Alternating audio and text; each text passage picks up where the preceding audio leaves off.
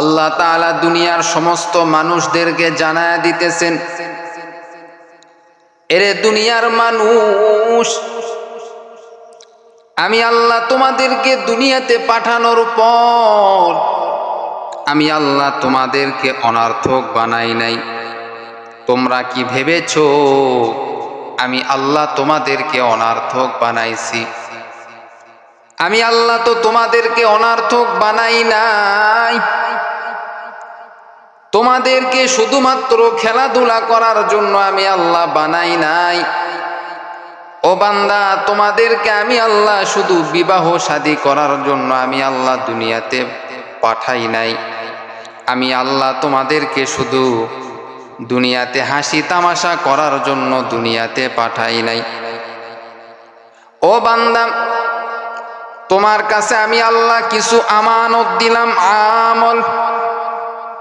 আমল আমি আল্লাহ তোমার কাছে এই আমলগুলি আমি আল্লাহ তোমার কাছে দিলাম। এই আমলগুলি বান্দা তুমি ঠিক মতো আদায় করবে। 1 নাম্বার আমল হলো 5 ওয়াক্ত নামাজ। বর্তমানে যদি আমরা একটু লক্ষ্য করে দেখি, নামাজের প্রতি মানুষের এত অবহেলা, নামাজের প্রতি মানুষের এত অবহেলা। দুনিয়ার সব কাজ চলতেছে কিন্তু বান্দা নামাজ পড়ে না। ও বান্দা, তুমি যে সুস্থ রয়েছো কে রেখেছে? একমাত্র আল্লাহ। তোমার মতো কত মানুষ অসুস্থর মধ্যে রয়েছে, কত মানুষ কত বিপদের মধ্যে আছে, কিন্তু আল্লাহ যে তোমাকে সুস্থতার নিয়ামত দান করেছেন, একবারও কি বান্দা তুমি চিন্তা করো না এই সুস্থ থাকার নিয়ামত কে তোমাকে দিল? একমাত্র দিল হলো আমার আল্লাহ। ওরে নবীর উম্মতের দল, তুমি যে 2টা হাত দিয়া তুমি কত কাজকর্ম করতেছো, একবারও কি বান্দা তুমি চিন্তা করলা না এই 2টা হাত আমার আল্লাহ তোমাকে দিয়েছে? আল্লাহ পাক রব্বুল আলামিন হাত দিয়েছেন, পা দিয়েছেন, চক্ষু দিয়েছেন, সব কিছু তোমাকে আমানত স্বরূপ দিয়েছেন। অল্প সময়ের জন্য এগুলি তোমাকে আমাকে দিয়েছেন। তোমার হাত, তোমার পা, তোমার যাবতীয় অঙ্গ প্রত্যঙ্গ সব কিছু আল্লাহ আমানত স্বরূপ তোমাকে দিয়েছেন। আমার আল্লাহ বলে, বান্দা এই হাত তোমাকে আমি আল্লাহ এমনি এমনি দিলাম না, এই পা আমি আল্লাহ তোমাকে এমনি এমনি দেই নাই, আমি আল্লাহ এই জিহ্বাটা তোমাকে আমি আল্লাহ এমনি এমনি দেই নাই। ও বান্দা, কেন দিয়েছি জানো? এই জিহ্বা দিয়া জানো বান্দা আমি আল্লাহ পাকের জিকির করো, আমি আল্লাহ পাকের তাসবিহ জানো বেশি বেশি পাঠ করো। এজন্য আমি আল্লাহ তোমাকে জিহ্বা দিয়েছি রে বান্দা, কিন্তু তুমি আমি আল্লাহর দেওয়া নিয়ামত পাওয়ার পরে তুমি জিকির আজকার করো না, বরং তোমার জবান থেকে সর্বদা খারাপ গালি বের হয়, সর্বদা খারাপ কথা বের হয়। ওরে নবীর উম্মতের দল, আল্লাহ পাক রব্বুল আলামিন বলে, বান্দা এই জিহ্বা, এই সব কিছু অঙ্গ প্রত্যঙ্গ আমি আল্লাহ আমানত স্বরূপ দিলাম। জিহ্বাটা দিয়েছি জিকির করার জন্য, পাটা দিয়েছি সুন্দরভাবে নামাজ আদায় করার জন্য, যেন বান্দা সুস্থভাবে তুমি নামাজ পড়ার জন্য যেন মসজিদে যাইতে পারো। এরে নবীর উম্মতের দল, এই জিহ্বাটা কত বড় নিয়ামত, পা কত বড় নিয়ামত, হাত কত বড় নিয়ামত, 2টা চক্ষু কত বড় নিয়ামত। আল্লাহ বলে, বান্দা 2টা চক্ষু আমি আল্লাহ তোমাকে দিয়েছি, 2টা চক্ষু আমি আল্লাহ এমনি এমনি দেই নাই। সারাটা রাত জেগে জেগে বান্দা শুধু তুমি অশ্লীল সিনেমা দেখবে, এজন্য 2টা চোখ দেওয়া হয় নাই, বরং বান্দা এই 2টা চক্ষু দেওয়া হয়েছে কোরআন শরীফ পড়ার জন্য। কিন্তু বান্দা তুমি আমি কোরআন শরীফ পড়ি না, বরং এই 2টা চক্ষু দ্বারা সর্বদা গুনার মধ্যে লিপ্ত আছি। এরে নবীর উম্মতের দল, আল্লাহর একজন বুজুর্গ বান্দা ছিল, যার নাম হলো মালিক ইবনে দিনার রাহমাতুল্লাহি আলাইহি। এই মালিক ইবনে দিনার রাহমাতুল্লাহি আলাইহি যেমন তেমন কোন আল্লাহর ওলি ছিলেন না, বড় মাপের একজন আল্লাহর ওলি ছিলেন মালিক ইবনে দিনার রাহমাতুল্লাহি আলাইহি। আল্লাহ তাআলা একদিন মালিক ইবনে দিনার রাহমাতুল্লাহি আলাইহিকে বললেন, এরে আমার পেয়ারা বান্দা, জমিনের মধ্যে তুমি যে আমি আল্লাহর ইবাদত করো, আমি আল্লাহর ইবাদত করো, তোমার থেকেও বেশি একজন বান্দা রয়েছে, একজন বান্দা রয়েছে। সেই বান্দা তোমার থেকেও, তুমি মালিক ইবনে দিনারের থেকেও ওই বান্দা আমি আল্লাহর বেশি ইবাদত করে। মালিক ইবনে দিনার রাহমাতুল্লাহি আলাইহি আল্লাহ তাআলাকে বললেন, ও দয়ার মালিক, আমার থেকেও আবার কে বেশি তোমার নামের জিকির করে, তোমার নামের তাসবিহ পড়ে, আমি তাকে দেখতে চাই। আল্লাহ বললেন, এরে মালিক ইবনে দিনার, তুমি যদি তাকে তুমি দেখতে চাও, তাহলে তুমি সমুদ্র পার হইয়া এরপর একটি জঙ্গল তুমি পাইবা। ওই জঙ্গল দিয়া তুমি যাইতে শুরু করবা। পথের মধ্যে আমার ওই পেয়ারা বান্দাকে তুমি দেখতে পাইবা। মালিক ইবনে দিনার রাহমাতুল্লাহি আলাইহি এইবার দেখার জন্য প্রস্তুত হয়ে গেলেন, আমার থেকেও বেশি আল্লাহর জিকির করে কোন ব্যক্তি, আমার দেখা দরকার। এরে নবীর উম্মতের দল, মালিক ইবনে দিনার রাহমাতুল্লাহি আলাইহি এইবার নদীর পাড়ে চলে গেলেন। নদীর পাড়ে যাওয়ার পর মালিক ইবনে দিনার এইবার রওনা হয়েছেন নৌকা নিয়ে রওনা হয়েছেন। নদী পার হয়ে গেলেন। মালিক ইবনে দিনার রাহমাতুল্লাহি আলাইহি নদীর ওই পারে চলে গেলেন। নদীর ও পারে জঙ্গল পেয়ে গেলেন। জঙ্গল দিয়া যাইতেছেন, যাইতে যাইতে দেখে জঙ্গলের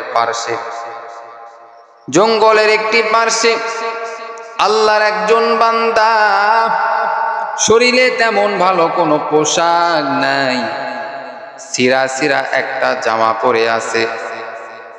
তেমন সেই জামাটাও তেমন সুন্দর নয়, অনেক নোংরা এবং ছিঁড়া জামা। কিন্তু সে তো অনেক বড় একটি দৃশ্য দেখতে পাইল।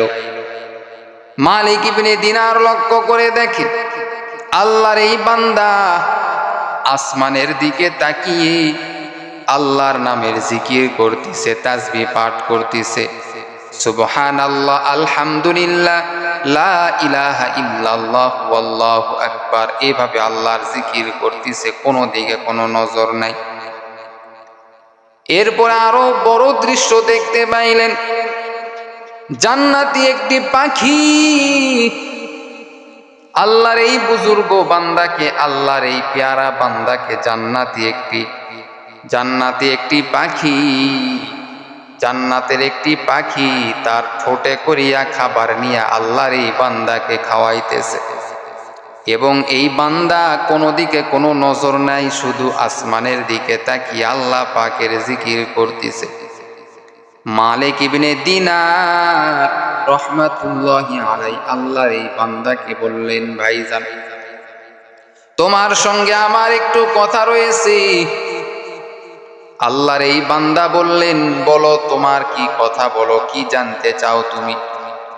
বলে, আপনি এখানে কতদিন ধরে বসে আল্লাহ পাকের জিকির করতেছেন? বলে, আমি তো এখানে একদিন আর 2 দিন নয়, 400 বছর ধরে এখানে বসে আমি আল্লাহ পাকের জিকির করতেছি, তাসবিহ পাঠ করতেছি। বলে, 400 বছর ধরে আপনাকে কে খাবার দিল? বলে, আল্লাহ জান্নাতি পাখির মাধ্যমে আমার খাবারের ব্যবস্থা করেছে। আল্লাহ পাক রব্বুল আলামিন আমার সব কিছুর ফায়সালা করে দিয়েছেন, আমার কোনো জিনিসের অভাব নাই। আল্লাহ তাআলা জান্নাতি পাখির মাধ্যমে আমাকে এখানে খানা দিতেছে। যেহেতু রিজিক দাতা একমাত্র আল্লাহ, আল্লাহই বান্দার রিজিক দেয়, দুনিয়ার কোনো মানুষ বান্দার রিজিক দিতে পারে না।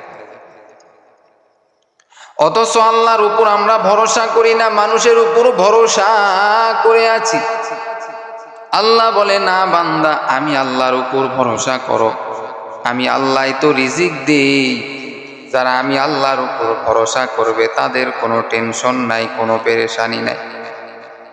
আমি আল্লাহ 400 বছর ধরে ওই বান্দাকে আমি আল্লাহ জান্নাতি খাবার খাওয়াইছি। ওই বান্দাকে আমি আল্লাহ কোনোদিন অবহেলা করি নাই।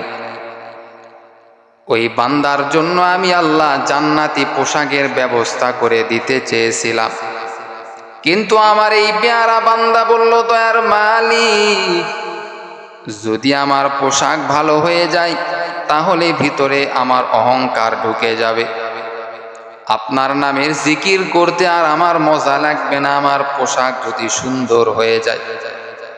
আজকে আমরা বান্দা ঈদের দিনে আমরা কত সুন্দর সুন্দর পোশাক কিনি, কত সুন্দর সুন্দর পোশাক পরিয়া ঈদগাহে যাই। যারা রোজা রাখে নাই তারাও সুন্দর পোশাক পরে, যারা রোজা রেখেছে তারাও নতুন পোশাক পরে। আমরা সকলে ঈদগাহে যাওয়ার আগে সুন্দর সুন্দর পোশাক পরে ঈদগাহে যাই। অথচ সাহাবাই কেরামদের দিকে তোমরা তাকায়া দেখো, সাহাবাই কেরামরা কত কষ্ট করিয়া ঈদ পালন করেছে, কত কষ্ট করিয়া তারা চললো, একটা জামা দিয়ে তারা তাদের জীবনটা পাড়ি দিয়েছে কত কষ্ট করিয়া। ওরে নবীর উম্মতের দল, তারা যদি এত কষ্ট করার পরেও আল্লাহর নামের জিকির বেশি বেশি করতে পারে, আমরা এত সুন্দর পোশাক পাইলাম, এত সুন্দর চেহারা আল্লাহ করে দিল, এত সুন্দর সুন্দর খাবার তোমাকে আমাকে আল্লাহ খাওয়াইতেছেন, তারপরেও একবারও আলহামদুলিল্লাহ বলিয়া শুকরিয়া আদায় আমরা করি না। আমরা এত বড় নিমক হারাম, এত নিয়ামত আল্লাহ আমাদেরকে খাওয়াইতেছেন, এত সুন্দর সুন্দর খাবার আমাদেরকে আল্লাহ খাওয়াইতেছেন।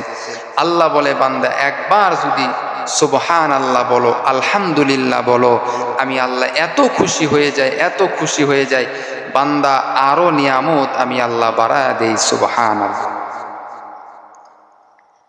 পয়গম্বর সুলাইমান আলাইহিস সালাম সিংহাসন নিয়ে যাইতেছেন, সিংহাসন নিয়ে পয়গম্বর সুলাইমান আলাইহিস সালাম যাইতেছেন। একজন কৃষক মানুষ সুলাইমান আলাইহিস সালামকে দেখিয়া ভয় পেয়ে গেল, যেহেতু সুলাইমান আলাইহিস সালামের সিংহাসন এত বড় ছিল, এত বড় ছিল। সুলাইমান আলাইহিস সালামের সিংহাসন দেখিয়া অবাক হয়ে গেল, ভয় পেয়ে গেল। ভয় পাওয়ার পর আল্লাহর এই কৃষক বান্দা এইবার বলে উঠল সুবহানাল্লাহ। যেহেতু এত বড় সিংহাসন, এত বড় সিংহাসন দেখিয়া সে তো অবাক হয়ে গেছে, সুবহানাল্লাহ বলে ফেলল। সঙ্গে সঙ্গে সুলাইমান নবী শুনতে পেয়েছেন তার সুবহানাল্লাহর আওয়াজ। সুলাইমান নবী আর কোনো দেরি নয়, এবার জিনদেরকে বলল, সঙ্গে সঙ্গে আমার এই সিংহাসনটা জমিনের মধ্যে নামাও, আমি ওই কৃষক ব্যক্তির সঙ্গে কথা বলতে চাই। সঙ্গে সঙ্গে সুলাইমানের সিংহাসনটা জমিনের মধ্যে নামানো হলো। নামানোর পর কৃষক ব্যক্তিকে এইবার সুলাইমান নবী বললেন, আপনি কেন ভয় পেয়ে গেছেন? আপনি কেন আমাকে দেখে ভয় পাইলেন? আমার সিংহাসন দেখে ভয় পাইলেন? আল্লাহর এই বান্দা কৃষক মানুষ সুলাইমান নবীকে জানায় দেন, ও পয়গম্বর সুলাইমান, আপনার যত বড় সিংহাসন, এই সিংহাসন দেখিয়া, এত বড় সিংহাসন দেখি আমি তো অবাক হয়ে গেছি, এজন্য আমি বড় ভয় পেয়ে গেছি। এইবার সুলাইমান নবী বলতেছেন, আমার সিংহাসনের থেকেও আপনি জবান দিয়া যে সুবহানাল্লাহ পাঠ করেছেন, এই সুবহান আল্লাহকে যদি এক পালায় রাখা হয় এবং আমার সিংহাসন যদি আর এক পালায় রাখা হয়, আমার সিংহাসনের থেকেও কোটি কোটি গুণে বেশি ওজন এবং বড় আপনি যে সুবহান আল্লাহ বলেছেন, এই সুবহান আল্লাহ বড় হয়ে যাবে। সুবহান আল্লাহ, কত বড় নিয়ামতপূর্ণ কথা। সুলাইমান আলাইহিস সালাম বললেন, আপনি যে শুধু সুবহান আল্লাহ বলেছেন, এর কত পাওয়ার, এর কত ওজন আপনি কি জানেন? আমার যত বড় সিংহাসন আছে, এই সিংহাসনের থেকেও কোটি কোটি গুণে বেশি বড় আপনার সুবহান আল্লাহ। এরে নবীর উম্মতের দল, আল্লাহ পাক রব্বুল আলামিন বলেন, একবার যদি কোনো বান্দা সুবহান আল্লাহ যদি বলে, আল্লাহ বলে ও ফেরেশতাই বান্দার জন্য জান্নাতের মধ্যে একটি গাছের ব্যবস্থা করে দাও, যেই গাছটা দ্রুতগামী ঘোড়া যদি 500 বছর পর্যন্ত দৌড়ায়, তারপরে ওই গাছের ছায়া অতিক্রম করতে পারবে না। একবার যদি কোনো বান্দা সুবহান আল্লাহ বলে, অথচ আমরা সুবহান আল্লাহ বলতে চাই না, আলহামদুলিল্লাহ বলতে চাই না, আল্লাহু আকবার আমরা বলতে চাই না। এগুলির এত ওজন, এত পাওয়ার আল্লাহ পাক রব্বুল আলামিন দিয়েছেন। বলে বান্দা একবার সুবহান আল্লাহ মন থেকে যদি বলা হয়, আল্লাহ তাআলা আপনার সমস্ত গুনাহ খাতা মাফ করে দিবে। সুবহান আল্লাহ। এজন্য আমাদেরকে ছোট্ট ছোট্ট জিকির আজকারগুলি আমাদেরকে চলতে ফিরতে সর্ব অবস্থায় আমাদেরকে এগুলি পাঠ করতে হবে, এগুলি পাঠ করতে হবে। সুবহান আল্লাহ, আলহামদুলিল্লাহ, লা ইলাহা ইল্লাল্লাহু, আল্লাহু আকবার। এই জিকিরগুলি এত প্রিয় আল্লাহ তাআলার কাছে। বলে আল্লাহ তাআলা বলেন, একবার যদি কেউ কালেমা পাঠ করে লা ইলাহা ইল্লাল্লাহু মুহাম্মাদুর রাসূলুল্লাহ, এই কালেমাকে যদি এক পালায় দেওয়া হয়, গোটা আসমান জমিন, এই জমিন সব কিছুকে যদি এক পালায় দেওয়া হয়, তারপরেও লা ইলাহা ইল্লাল্লাহু মুহাম্মাদুর রাসূলুল্লাহ, এই জিকিরটা, এই কালিমাটার ওজন বেশি ভারী হয়ে যাবে। সুবহানাল্লাহ। এজন্য আমাদের সকলকে এই জিকির আজকারগুলি বেশি বেশি করার দরকার, বেশি বেশি করতে হবে। আল্লাহ তৌফিক দান করুক। সকলে বলেন আমিন।